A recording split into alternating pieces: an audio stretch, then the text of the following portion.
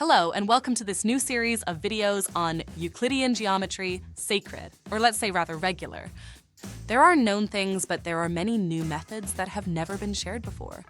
Don't be afraid, we will move forward step by step, from a simple equilateral triangle to more complex regular polygons, spirals, ellipses, shape ratios like the golden ratio, but there are many others, then assemblies, tilings, and then move on to 3D, to try to understand the ancient mathematicians and ancient builders. Let's take a look at some definitions together before we get started. Geometry is fundamentally the measurement of the earth and by extension, a piece of land.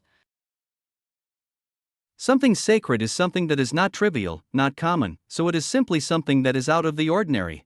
By extension, we can say that this shape is extraordinary, significant, like a square that stands out from a trapezium with angles that are not right.